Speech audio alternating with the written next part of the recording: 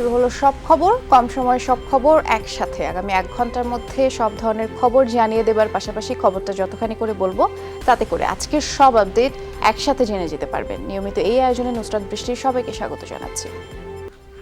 দেশে 1 লাখ ছাড়ালো করোনা আক্রান্তের সংখ্যা। কেবল গত 17 দিনেই 50,000 মানুষের শরীরে শনাক্ত হয়েছে করোনা ভাইরাসের সংক্রমণ। 24 ঘন্টায় নতুন করে রোগী শনাক্ত হয়েছে 3,803 জন, আর এ সময় মৃত্যু হয়েছে 38 জনের। দীর্ঘদিন পরে বৃহস্পতিবার ব্রিফিংয়ে হাজির হন স্বাস্থ্য অধিদপ্তরের মহাপরিচালক। নিজের করোনা আক্রান্তের খবর জানিয়ে সতর্ক করেন দীর্ঘদিন থাকবে কোভিড-19 প্রকোপ। স্বাস্থ্য অধিদপ্তরের সতর্কতা, লম্বা সময় ধরেই থাকতে পারে করোনার প্রকোপ, তাই সুস্থ থাকতে দীর্ঘমেয়াদী পদক্ষেপের পরামর্শ দিয়েছেন তারা। প্রথম সংক্রমণ শনাক্তের পর 103 দিনে দেশে নমুনা পরীক্ষা হয়েছে 5,70,503 জনের, আর পরীক্ষার তুলনায় সংক্রমণের হার প্রায় 18%।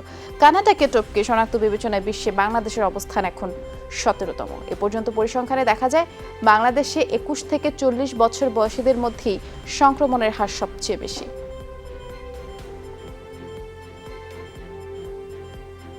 গত 24 ঘন্টা যা পরীক্ষা হয়েছে তাতে শনাক্ত হয়েছে 3,803 জন। শনাক্তের হার 23.39%। এ পর্যন্ত শনাক্ত 1,02,292 জন। মৃত্যুবরণ করেছেন 38 জন। এ পর্যন্ত 1,343 জন মৃত্যুবরণ করলেন। বিশ্বের বিভিন্ন দেশের অভিজ্ঞতায় এবং জনস্বাস্থ্য বিশেষজ্ঞগণের পরামর্শ অনুযায়ী করোনা পরিস্থিতি বা অভিজ্ঞতা অনুযায়ী করোনা পরিস্থিতি 1, 2 বা 3 মাসে শেষ হচ্ছে না। এটি 2 থেকে 3 বছর বা তার চেয়েও বেশি দিন স্থায়ী হবে, যদিও সংক্রমণের মাত্রা উচ্চ হারে নাও থাকতে পারে।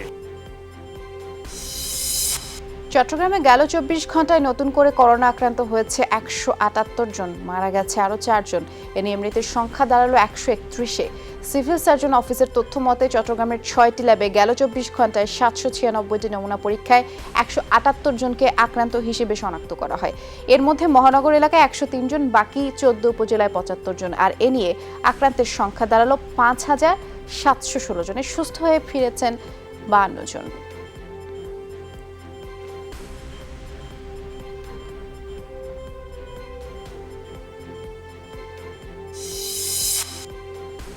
রেড জোন ও লকডাউন নিয়ে ধোঁয়াশা কাটছে না রাজধানীবাসীর। উত্তর দক্ষিণ এই 2 সিটি কর্পোরেশনের বাসিন্দারাই বিভ্রান্তিতে আছেন। এরই মধ্যে ঢাকা দক্ষিণ সিটির পূর্ব রাজাবাজার এলাকায় নবম দিনের মতো আজ লকডাউন চলছে। জরুরি প্রয়োজন ছাড়া ওই এলাকা থেকে কাউকেই বের হতে দেয়া হচ্ছে না। সচেতন নাগরিকরা বলছেন সংক্রমণ ঠেকাতে কঠোর লকডাউনের কোনো বিকল্প নেই। জীবন বাঁচাতে পুরো রাজধানীকে লকডাউনের আওতায় আনার কথাও বলছেন তারা। তবে শ্রমজীবীরা বলছেন আবারও লকডাউন হলে জীবন ধারণ কঠিন হয়ে যাবে, তাই নিম্ন আয়ের মানুষের জন্য সঠিক পদক্ষেপ নেওয়ার অনুরোধ তাদের।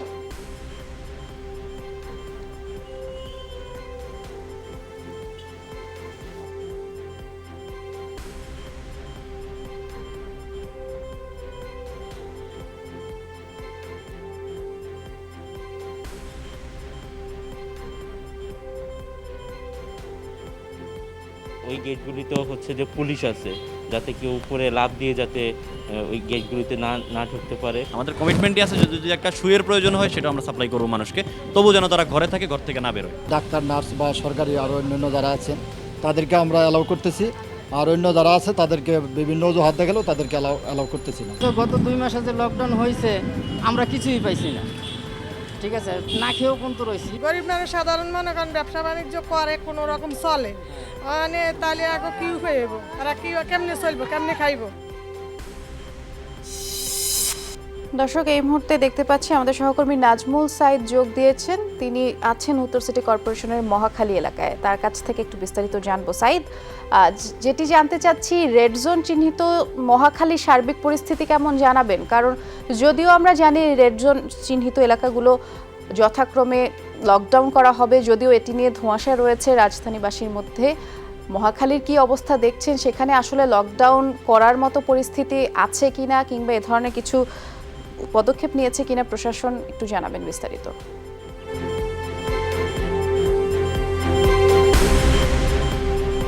বৃষ্টি, আপনি জানেন যে ঢাকার মধ্যে যে কয়েকটি এলাকা গুরুত্বপূর্ণ, অধিক ঝুঁকিপূর্ণ, তার মধ্যে কিন্তু মহাখালী একটি। তবে আমরা যে চিত্র দেখছি এখানে একেবারেই স্বাভাবিক পরিস্থিতি, বলা যায় যে একেবারেই স্বাভাবিক জীবনযাপন করছেন এখানকার যারা মানুষ রয়েছেন। আপনি নিশ্চয়ই দেখছেন আমার ক্যামেরার মাধ্যমে যে অসংখ্য মানুষ কিন্তু বের হয়েছে।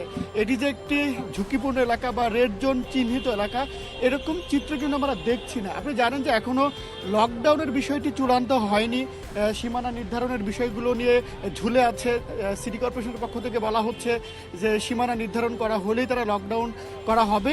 আসলে সেই অবধি অপেক্ষা করতে হবে যে আসলেই কবে নাগাদ লকডাউন ঘোষণা করা হবে। আর আইন শৃঙ্খলা বাহিনীরও কোনো নজরদারি নেই, একেবারেই বলা যায় যে স্বাভাবিক পরিস্থিতি। কদিন আগেও আমরা দেখেছি যে বিকেল 5টার পরে মানুষজন ঘরে ফিরেছে, দোকানপাট বন্ধ হয়েছে, কিন্তু আমরা আজকে যে বিষয়টি লক্ষ্য করছি একেবারেই স্বাভাবিক পরিস্থিতি। বলা যায় যে প্রত্যেকটি দোকান খোলা রয়েছে, ফুটপাতে দোকান রয়েছে, রিক্সা বের হয়েছে, অন্যান্য যানবাহনের যেসব যানবাহন সেগুলো বের হয়েছে। বলা যায় যে অন্যান্য সময়ের মতো আমরা যদি বলি যে করোনার আগে যে পরিস্থিতি আমরা দেখতাম এই মহাখালীতে, আমরা কিন্তু সেটি লক্ষ্য করছি। কাজেই বলা যায় যে লকডাউনের কোনো প্রভাব আমরা এখানে দেখছি না। বৃষ্টি, ধন্যবাদ। আপনার মাধ্যমে সেই চিত্র আমরাও দেখলাম। নাজমুল সাইদ, যোগ দেবার জন্য ধন্যবাদ। নিরাপদে থাকবেন। জেলায় জেলায় রেড জোন হিসেবে চিহ্নিত এলাকাগুলোতে আজও প্রশাসনের তৎপরতা এবং স্থানীয়দের নির্দেশনা মানার প্রবণতার ফারাক পরিলক্ষিত হচ্ছে। চট্টগ্রামের উত্তর কাট্টলী ওয়ার্ডের প্রবেশমুখগুলোতে পুলিশের উপস্থিতি তেমন চোখে পড়েনি, তবে বিভিন্ন পয়েন্টে তাদের সীমিত নজরদারি দেখা গেছে। আর এই সুযোগে ঘর থেকে বাইরে বের হতে দেখা গেছে অনেককেই। এদিকে আজ নতুন করে লকডাউনের আওতায় এসেছে মাদারীপুর সদরের 5টি ইউনিয়ন ও রাজৈরের 6টি ওয়ার্ড, 4টি ইউনিয়ন। এসব এলাকা আগে থেকে লকডাউন থাকা শিবচর এবং কালকিনিতে প্রশাসনের তৎপরতা দেখা গেছে। স্বাস্থ্যবিধি মানতে মনোযোগী হয়েছেন স্থানীয়রাও। একই চিত্র নারায়ণগঞ্জের রূপগঞ্জ, কক্সবাজার সহ কয়েকটি এলাকায়। পুলিশ বলছে 21 দিন এসব এলাকার কেউ জরুরি প্রয়োজন ছাড়া ঘর থেকে বের হতে কিংবা বাইরে থেকেও কেউ এলাকায় ঢুকতে পারবে না। নিত্য প্রয়োজনীয় পণ্য সরবরাহ করবে প্রশাসন।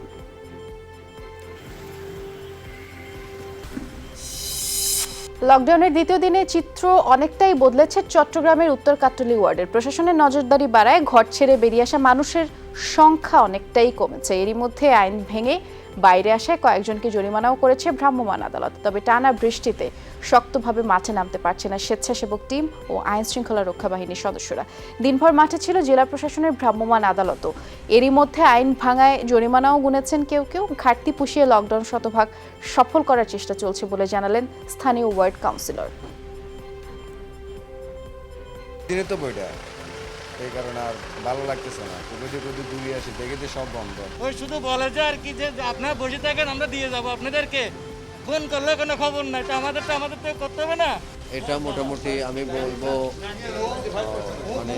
মানে 95% সফল। আসলে লকডাউন যেভাবে বলা চলে আমরা সেভাবে দেখছি। মানুষের খুব বেশি একটা আনাগোনা নেই, মানুষ ঘর থেকে বেরো হচ্ছে না। এটা একটা চ্যালেঞ্জ আমাদের সবার জন্য। আর এই লকডাউনের এই সিস্টেমটাও আমাদের জন্য, এই ওয়ার্ডের জন্য প্রথম। সুতরাং একটু সময় তো লাগবেই সব কিছুতে। দর্শক সহকর্মী চট্টগ্রামের উত্তর কাট্টলীতেই আছেন হোসাইন জিয়াদ, তার কাছ থেকে বিস্তারিত জানবো। জিয়াদ, আপনি কি অবস্থা দেখেছেন? কারণ আপনি তো নগরীতে ঘুরেছেন, বিশেষ করে এই ওয়ার্ডের খবরই জানতে চাই। দিন গড়ানোর সাথে সাথে স্বাস্থ্যবিধি মানার ক্ষেত্রে উদাসীনতাও তো বাড়ছে, সেটি রিপোর্টে দেখলাম। এই অবস্থায় শতভাগ লকডাউন কার্যকরের বিষয়টি কতটুকু বাস্তবায়নযোগ্য?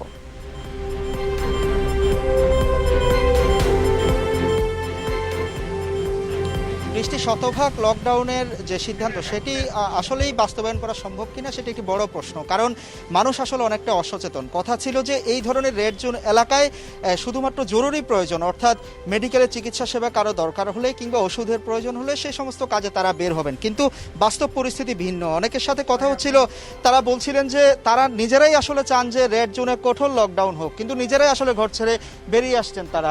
এবং বিকেলবেলা আমরা দেখলাম যে প্রশাসনের যে পরিমাণ নজরদারি থাকার কথা, বিভিন্ন পয়েন্টে তারা আসলে বসেছেন, কিন্তু ভিতরের চিত্র পুরোটাই উল্টো। এখানে আমরা দেখছি যে অপ্রয়োজনে বেরিয়ে আসা মানুষের সংখ্যাই বেশি। অনেকেই বলছিলেন যে বিকালবেলা বৃষ্টি কমেছে, তারা আসলে দেখতে বের হয়েছেন যে লকডাউন আসলে কেমন হচ্ছে। দু একটি ছোটোখাটো ভ্যান গাড়িও দেখছি যেগুলোতে আসলে তরকারি বিক্রি হচ্ছে, মানুষ কিনতে আসছেন।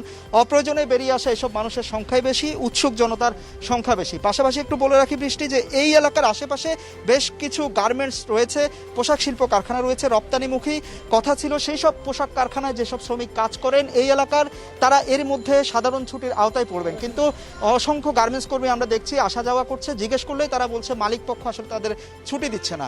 এখানে কিন্তু স্বেচ্ছাসেবক টিম রয়েছে যারা আসলে চেষ্টা করে যাচ্ছেন বিভিন্ন জায়গায় যোগাযোগ করার জন্য, কিন্তু মূল কথা হলো মানুষের অসচেতনতার কারণেই এই রেড জোনে যেই কঠোর লকডাউন হওয়ার কথা সেটি নেই। পাশাপাশি প্রশাসনেরও আরেকটু নজরদারি প্রয়োজন বলে এখানকার এলাকার মানুষ বলছেন। অনেক ধন্যবাদ হোসেন জিয়াদ, বেশ বিস্তারিত জানানোর জন্য। নিরাপদে থাকবেন আপনি। শর্ত সাপেক্ষে কর্মবিরতি প্রত্যাহার করেছেন খুলনার চিকিৎসকরা। সদর থানার ওসি প্রত্যাহার ও পলাতক আরেক আসামিকে গ্রেফতারে 72 ঘন্টার আলটিমেটাম দিয়েছেন তারা। দুপুরে প্রেস ব্রিফিংয়ে অভিযোগ করা হয় 15 জুন রাতে নগরীর গল্লামারী এলাকায় নিজের রাইসা ক্লিনিকের সামনে রোগীর স্বজনদের হামলায় ডাক্তার আব্দুর রকিব খান মারা যান এবং ঘটনার রাতে ডাক্তার আব্দুর রকিব খানের পরিবারের সদস্যরা খুলনা সদর থানায় অভিযোগ দায়ের করতে গেলেই থানার ওসি আসলাম বাহার বুলবুল অভিযোগ লিপিবদ্ধ করতে গড়িমসি করেন। এতে আসামিরা পালিয়ে যায়। আর 4 আসামির মধ্যে ইতিমধ্যেই 3 জনকে গ্রেফতার করা হলেও অপর আসামি এখনো ধরা ছোঁয়ার বাইরে। আদালতে 164 ধারায় স্বীকারোক্তিমূলক জবানবন্দি দিয়েছেন আসামি খাদিজা। সকল সেবা চলবে, কিন্তু 72 ঘন্টার ভিতরে যদি ওসিকে প্রত্যাহার না করা হয় এবং ওই আসামিকে যদি ধরা না হয়, তাহলে এর থেকে আরো কঠোর আন্দোলনে বাংলাদেশ মিডিয়া অ্যাসোসিয়েশন যাবে বলে ঘোষণা করছে। এদিকে চিকিৎসক আব্দুর রকিব হত্যা মামলায় পলাতক আসামিকে দ্রুত গ্রেফতার ও দৃষ্টান্তমূলক শাস্তির দাবিতে বিভিন্ন স্থানে মানববন্ধন ও প্রতিবাদ সভা হয়েছে। সকালে বাগেরহাট আধুনিক হাসপাতাল চত্বর ও প্রেস ক্লাবের সামনের মানববন্ধনে অংশ নেয় চিকিৎসক ও মেডিকেল অ্যাসিস্ট্যান্ট ট্রেনিং স্কুলের শিক্ষার্থীরা। এ সময় বক্তারা সারা দেশে চিকিৎসকদের নিরাপত্তা নিশ্চিতে প্রশাসনের প্রতি আহ্বান জানান। মানববন্ধন হয়েছে সিলেটেও। দুপুরে ওসমানী মেডিকেল কলেজ হাসপাতালের সামনে বিক্ষোভ সমাবেশ ও মানববন্ধন করেন মিড লেভেল চিকিৎসক পরিষদের সদস্যরা। বক্তারা ডাক্তার রকিব হত্যা মামলার পলাতক আসামিকে দ্রুত গ্রেফতারের দাবি জানান।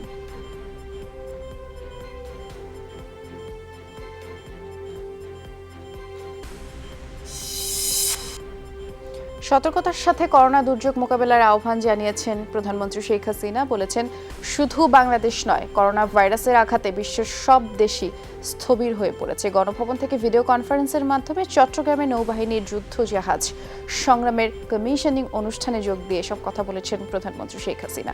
নতুন এই যুদ্ধ জাহাজ জাতিসংঘ শান্তিরক্ষা কার্যক্রমে অংশ নিতে আগামী 9 জুলাই লেবাননের উদ্দেশ্যে যাত্রা করবে। আর বর্তমান পরিস্থিতিতে নিজেদের সুরক্ষা নিশ্চিত করে বাহিনী সদস্যদের দায়িত্ব পালনের পরামর্শ দেন প্রধানমন্ত্রী। আমরা কারোর সাথে যুদ্ধ করতে চাই না, আমরা শান্তি চাই। আমরা শান্তি চাই, এটা যেমন সত্য। আবার যদি কেউ আমাদের উপর হামলা করে, তার জন্য আমরা যথাযথভাবে মোকাবেলা করতে পারি। তাই যুগের সাথে তাল মিলিয়ে আধুনিক প্রযুক্তি জ্ঞান সম্পন্ন প্রতিষ্ঠান আমরা গড়ে তুলতে চাই। অর্থনৈতিক শক্তিধর দেশ হোক অথবা একেবারে দরিদ্র দেশ হোক বা উন্নত বা স্বল্পোন্নত দেশ হোক, সকলেই এখন একই অবস্থায় পড়ে গেছে। আমরা চাই এই অবস্থা থেকে মুক্তি পাবো, সারা বিশ্ব মুক্তি পাক, আমরাও যেন মুক্তি পাই। এবার সুন্দরবনের মাঝের চরে মিলল জলদস্যুদের অস্ত্র তৈরির আস্তানা। বরগুনা পাথরঘাটা কোস্টগার্ডের রাতভর অভিযানে বেশ কিছু অস্ত্র তৈরির সরঞ্জাম উদ্ধার হয়। তবে বনের গভীরে তৈরি আস্তানা থেকে কাউকেই আটক বা গ্রেফতার করা যায়নি। বিশেষ এই অভিযান মধ্যরাতের দিকে শেষ হয়। কোস্টগার্ডের দাবি, মূলত এই আস্তানায় অস্ত্র তৈরির পরে বিক্রি করা হতো সন্ত্রাসীদের কাছে। এর আগে বৈরী আবহাওয়ার মধ্যেই অভিযান শুরু হয়। কোস্টগার্ডের কাছে তথ্য ছিল আবারও গভীর জঙ্গলে সংগঠিত হওয়ার চেষ্টা করছে দস্যুরা, তৈরি করছে আগ্নেয়াস্ত্র। আমাদের কন্টিনিউ ট্রাকের ভিতরে রাখতেছি, আমাদের সোর্স আছে, ইনফরমার আছে। তারা যেখানেই যে ধরনের কার্যক্রম করবে না কেন আমরা তথ্য পাবো এবং আমরা আশা করি যে এরপরে আরও অভিযানের মাধ্যমে তাদের গ্রেপ্তার করতে সক্ষম হবে। মূলত একটা দেশীয় অস্ত্র তৈরির আস্তানা।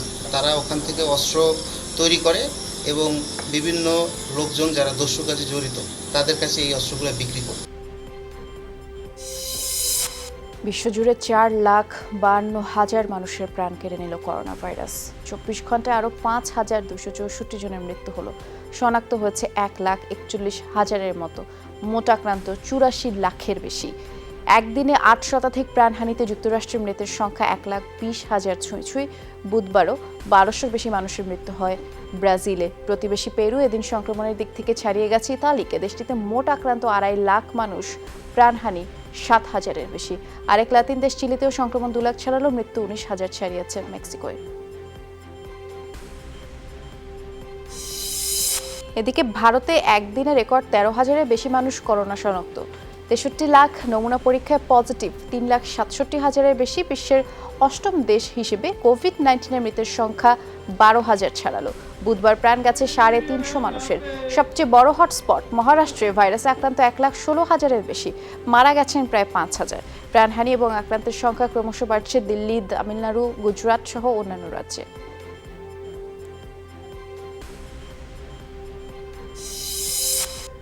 রক্তক্ষয়ী সংঘর্ষের পরে লাদাখ সীমান্তে থমথমে অবস্থা বিরাজ করলেও নতুন কোনো সংঘাতের ঘটনা ঘটেনি। তবে ভারত ও চীন দুই দেশই সেনা বাড়াচ্ছে সীমান্তে। সতর্ক অবস্থায় থেকে উত্তেজনা কমানোর পথে হাঁটছে প্রতিবেশী রাষ্ট্রগুলো। আজও সীমান্তে মেজর জেনারেল পর্যায়ের বৈঠক হয়। গালওয়ান উপত্যকার নিয়ন্ত্রণ নিয়েই দুদেশের বাকযুদ্ধ চলছে।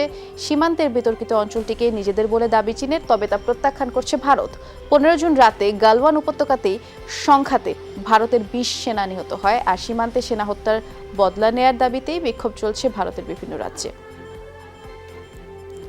এদিকে লাদাখ সীমান্তে হঠাৎই কেন আগ্রাসী ভূমিকায় চীন ভারত, অথবা 53 বছর পরে কেন প্রাণহানি? আলোচিত হচ্ছে এমন নানা প্রশ্ন। বিশ্লেষকরা বলছেন অর্থনৈতিক মহাপরিকল্পনা বাস্তবায়নে লাদাখের নিয়ন্ত্রণ চায় চীন। আলোচিত অর্থনৈতিক প্রকল্প ওয়ান বেল্ট ওয়ান রোড বাস্তবায়নে লাদাখের নিয়ন্ত্রণ রাখতে বদ্ধপরিকর চীন। সেই সাথে গেল বছর বিশেষ রাজ্য মর্যাদা বাতিলের পরে কাশ্মীরে কড়াকড়ি আরোপ করে ভারতের কেন্দ্রীয় সরকার। ওই ঘটনার পরে লাদাখ নিয়ে বাড়তি সতর্কতা চীনের।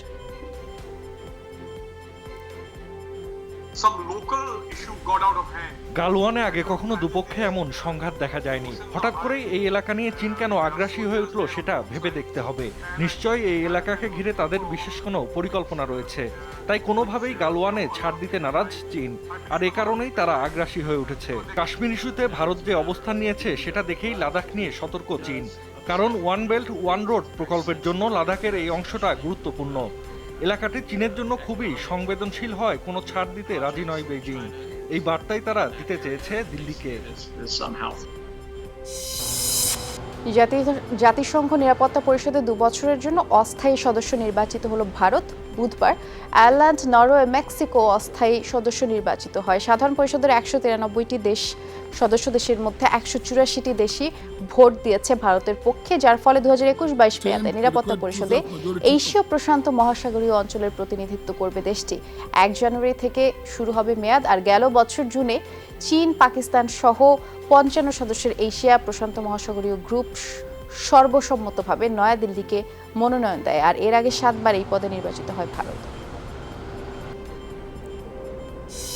দর্শক, আপনারা দেখছেন সব খবর। ছোট্ট একটা বিরতিতে যাচ্ছে, এক্ষুনি ফিরে আসছে, সাথে থাকুন।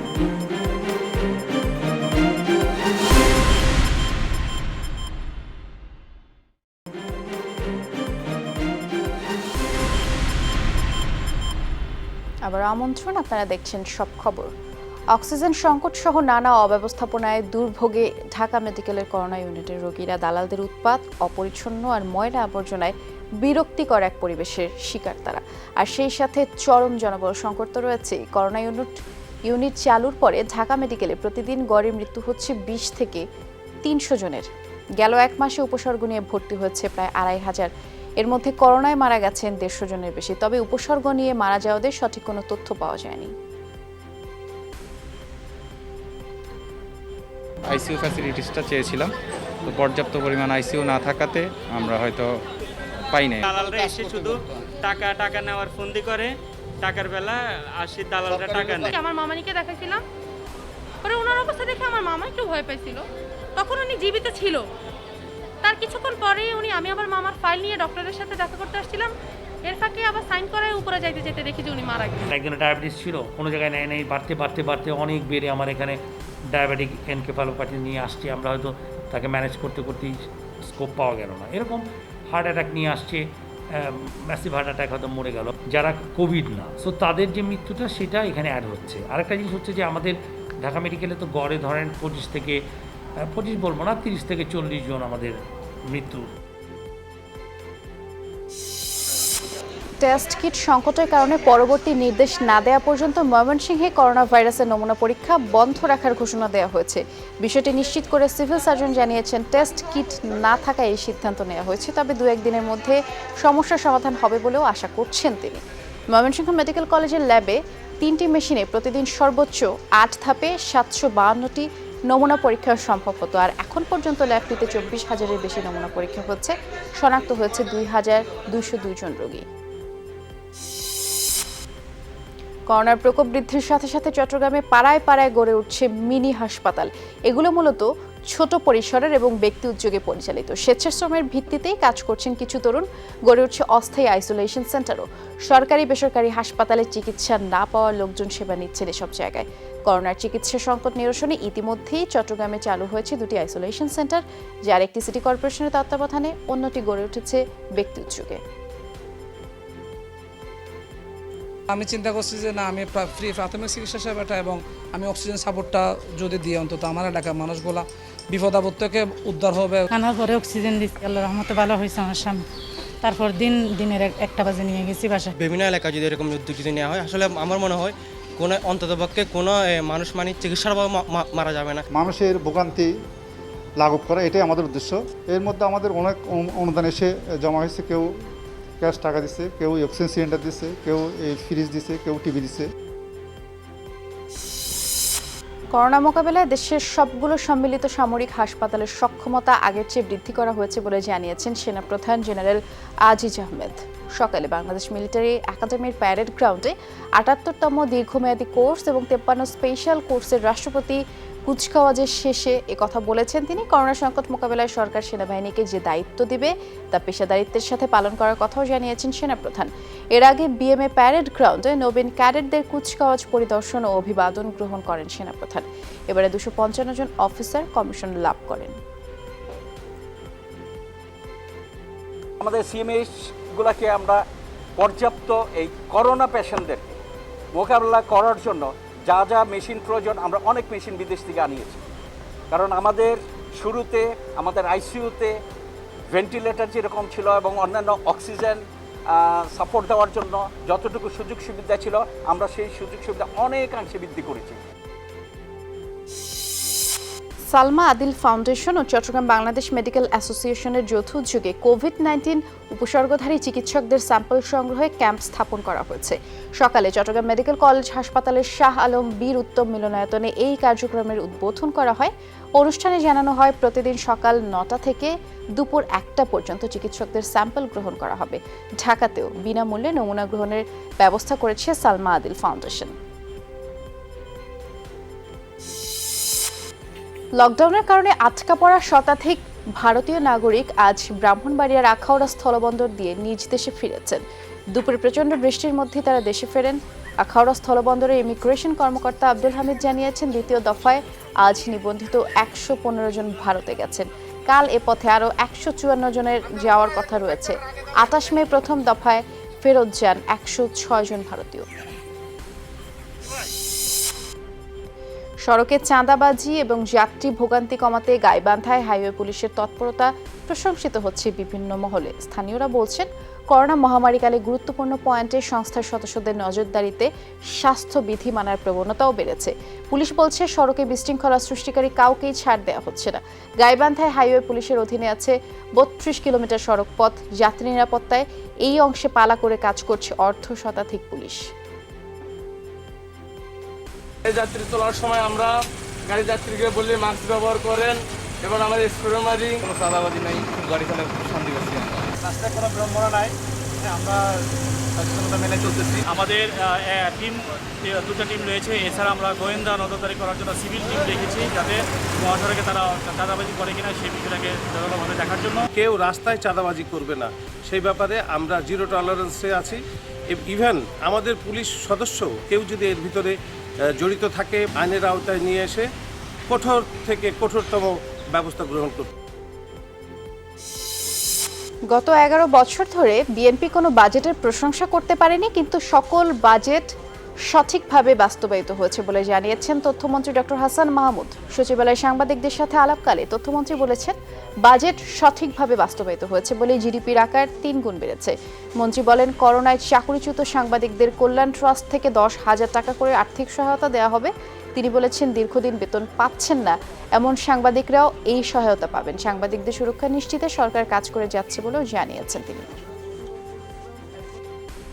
বিএনপি তো গত 11 বছরে কোনো বাজেটের প্রশংসা করতে পারেনি, কিন্তু বাস্তবতা হচ্ছে যেই বাজেট কোনোটারই তারা প্রশংসা করতে পারে নাই এবং প্রতিবারই বলেছেন উচ্চাকাঙ্ক্ষী, বাস্তবায়নযোগ্য নয়। সবার মতামত ভুল প্রমাণিত করে বাংলাদেশে গত 11 বছর সব বাজেট বাস্তবায়িত হয়েছে। এবারে ভ্যাট দিতে হবে নেটফ্লিক্স ও অ্যামাজন প্রাইম গ্রাহকদের। এসব অনলাইন স্ট্রিমিং সাইটের বিলের সাথে 15% মূসক যোগ করতে ব্যাংকগুলোকে অনুরোধ করেছে জাতীয় রাজস্ব বোর্ড এনবিআর। আর এই সংক্রান্ত চিঠি পাঠাবে বাংলাদেশ ব্যাংক। নেটফ্লিক্সের সর্বনিম্ন গ্রাহক ফি মাসে $8 বা 680 টাকা। এবার তার উপরে ভ্যাট দিতে হবে 102 টাকা। অ্যামাজন প্রাইম, হইচই, টিকটক, জুম ব্যবহার করলেও একই কর দিতে হবে। অর্থাৎ অনলাইনে টাকা খরচ করে যে কোনো বিদেশি সেবার ক্ষেত্রেই এই ভ্যাট কার্যকর হবে। তালিকা রয়েছে বিদেশি পত্রিকাও। অধিকাংশ ক্ষেত্রে এসব সেবার বিল দিতে হয় ক্রেডিট কার্ডের মাধ্যমে।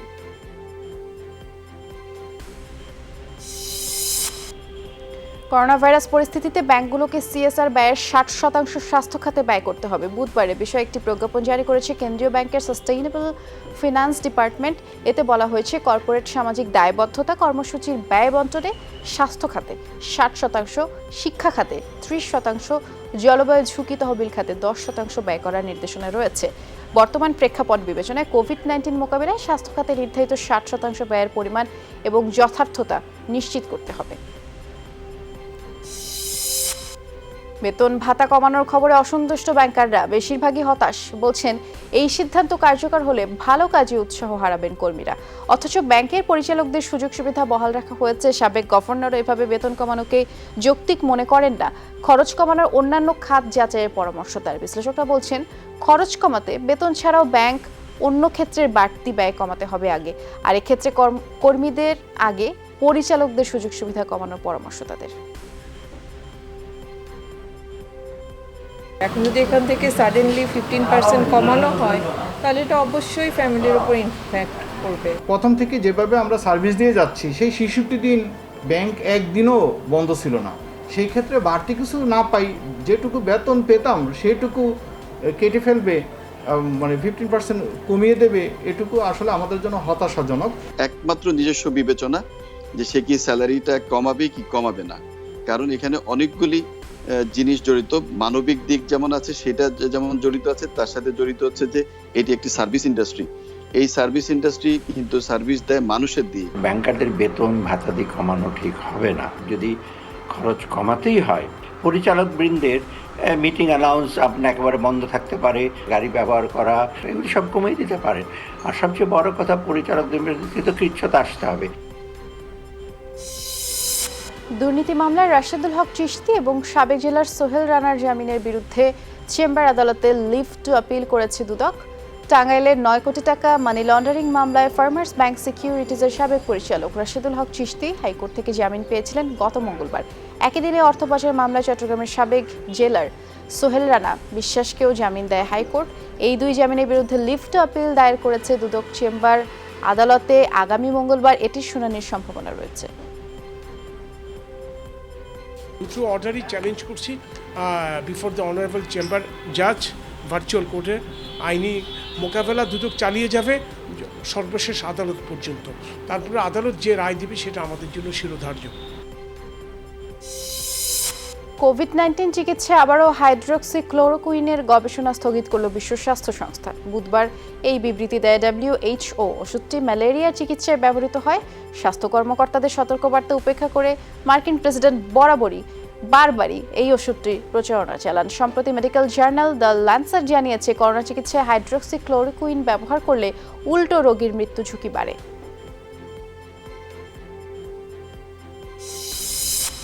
করোনার প্রতিষেধক পরীক্ষার অংশ হিসেবে WHO অনুমোদিত 11টি ওষুধের হিউম্যান ট্রায়াল চলছে। তালিকায় সবশেষ সংযোজন জার্মান বায়োটেক কিউরভ্যাকের ভ্যাকসিন। আর এর আওতায় 1.5 শতাধিক জার্মান ও বেলজিয়ান স্বেচ্ছাসেবককে বিভিন্ন ডোজে টিকা দেওয়া হবে। মানব শরীরের প্রথম ধাপের পরীক্ষা সফল হলে আগামী সেপ্টেম্বর বা অক্টোবর মাসে দ্বিতীয় ধাপ শুরু হবে। আর সব ঠিক থাকলে 2021 সালের মাঝামাঝিতে চূড়ান্ত অনুমোদন মিলতে পারে।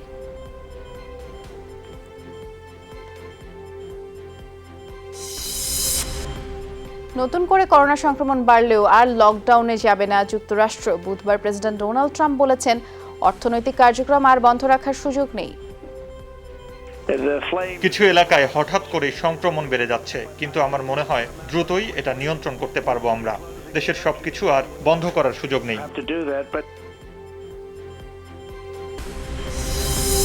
দেখছেন সব খবর। ছোট্ট একটা বিরতিতে যাচ্ছি, আবারও এক্ষুনি ফিরে আসছি সাথে।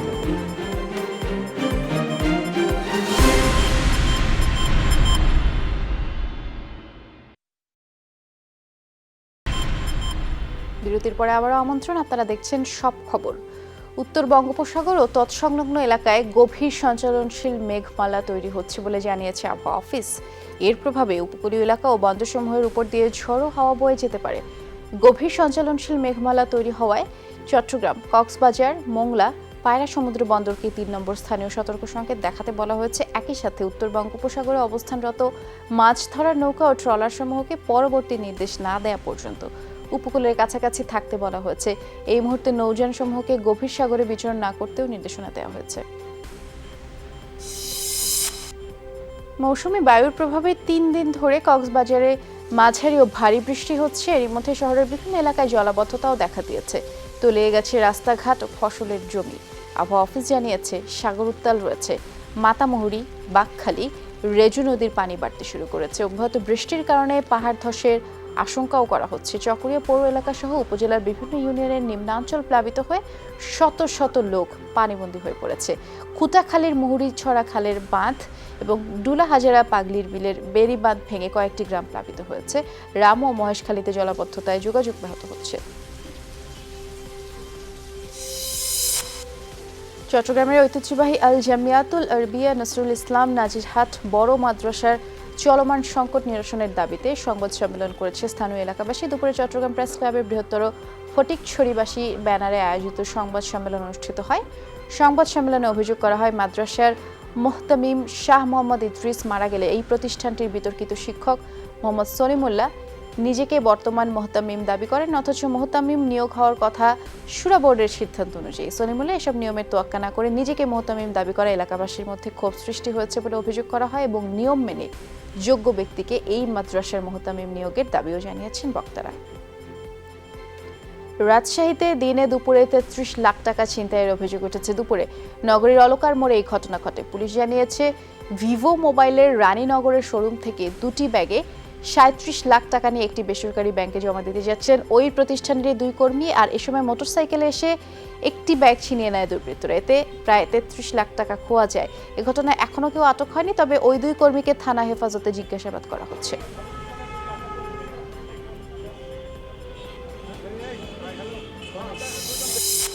হবিগঞ্জের সংঘবদ্ধ গাড়ি চোর চক্রের 3 সদস্যকে গ্রেফতার করেছে গোয়েন্দা পুলিশ। এ সময় তাদের কাছ থেকে 2টি চোরাই প্রাইভেট কার জব্দ করা হয়। গোপন সংবাদের ভিত্তিতে তাদের গ্রেফতার করা হয় বলে জানিয়েছেন পুলিশ সুপার মোহাম্মদুল্লাহ। তিনি জানিয়েছেন, জব্দ হওয়া প্রাইভেট কারগুলো গাজীপুরের। এ পর্যন্ত 3টি প্রাইভেট কার ও একটি পিকআপ, 50টিরও বেশি মোটরসাইকেল চুরি করেছে গ্রেফতারকৃত ব্যক্তিরা। তারা হলেন চুনারুঘাটের মালেক, বাহুবলের সেলিম, মৌলভীবাজারের কুলাউড়ার আশিক। পাবনা সদর উপজেলায় এক যুবককে হত্যা করা হয়েছে। সকালে পাটকিয়াবাড়ি গ্রাম থেকে 20 বছরের শাহাদাত হোসেনের মরদেহ উদ্ধার করা হয়। পুলিশ জানায়, শাহাদাতের নিথর দেহে একটি গাছের সাথে হেলান দেওয়া অবস্থায় ছিল এবং সে এই গ্রামেরই ছেলে। তার বিরুদ্ধে চুরিসহ নানা অপকর্মে জড়িত থাকার অভিযোগ রয়েছে। চোর সন্দেহে তাকে পিটিয়ে হত্যা করা হয়েছে বলে প্রাথমিকভাবে ধারণা করা হচ্ছে, যদিও ময়নাতদন্তের জন্য মর্গে পাঠানো হয়েছে তার মরদেহ।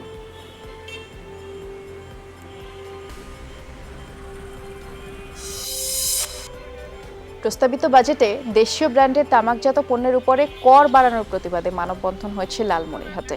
সকালে শহরের মিশন মোড় চত্বরে এই কর্মসূচি পালন করেন 200 শতাধিক বিড়ি শ্রমিক, কর্মকর্তা ও কর্মচারী। বক্তারা বলেন, বিদেশি ব্র্যান্ডের তামাকজাত পণ্যের উপরে সামান্য কর বাড়ানো হয়েছে, অথচ এর বিপরীত চিত্র দেশীয় ব্র্যান্ডের ক্ষেত্রে। এতে মালিক পক্ষের পাশাপাশি শ্রমিকরাও ক্ষতির মুখে।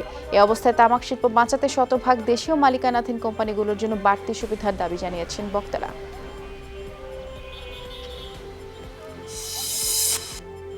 দ্বিতীয় দফায় প্রেসিডেন্ট নির্বাচনে জিততে চীনের সাহায্য চেয়েছিলেন ডোনাল্ড ট্রাম্প। সাবেক নিরাপত্তা উপদেষ্টা জন বল্টনের স্মৃতিকথায় এই বিস্ফোরক তথ্যই উঠে এলো।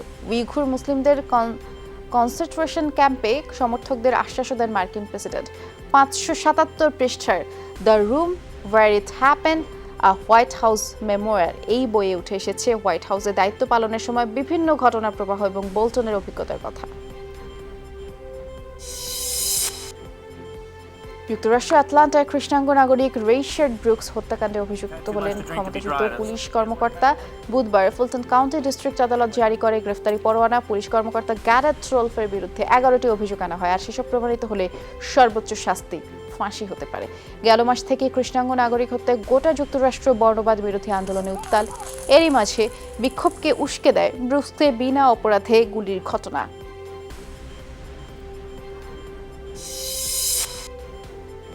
লকডাউনে লম্বা বিরতির পরে খুলছে মেক্সিকোর বিভিন্ন হোটেল ও রিসোর্ট, কিন্তু মহামারী পরিস্থিতির ব্যাপক অবনতির কারণে অতিথি যেন সোনার হরিণ। হাতে গোনা যে দু একজন যাচ্ছেন, রীতিমতো রাজকীয় অভ্যর্থনা পাচ্ছেন তারা।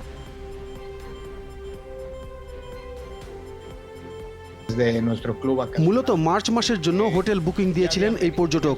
এরপর করোনা পরিস্থিতির কারণে এপ্রিল ও মে মাসেও হোটেল বন্ধ রাখতে হয়েছে, কিন্তু এখানে আসার জন্য উদগ্রীব ছিলেন তিনি। তার আগ্রহকে সম্মান জানাতেই এমন আয়োজন। আগামী মাসগুলোর জন্য বুকিংয়ের পরিমাণ আমাদের প্রত্যাশার চেয়েও বেশি। আশা করি যুক্তরাষ্ট্র ছাড়া অন্যান্য দেশ থেকেও পর্যটকের সংখ্যা বাড়বে। সর্বোচ্চ সুরক্ষা রেখে সেবা নিশ্চিত করতে চাই আমরা। বাড়তি জনসমাগম এড়াতে ব্যবস্থা নেওয়া হয়েছে। আজকের সব খবর এ পর্যন্তই ছিল। আপনারা যে কোনো সংবাদ সবার আগে জানতে চোখ রাখুন যমুনা টেলিভিশনে। আমাদের ওয়েবসাইট ভিজিট করুন, ফেসবুক পেজ এবং ইউটিউব চ্যানেলে লগ ইন করুন www.jomuna.tv, Facebook/যমুনা টেলিভিশন, YouTube/যমুনা টিভিবিডি। সবাইকে ধন্যবাদ সাথে থাকার জন্য। সবাই নিরাপদে থাকবেন, সাবধানে থাকবেন।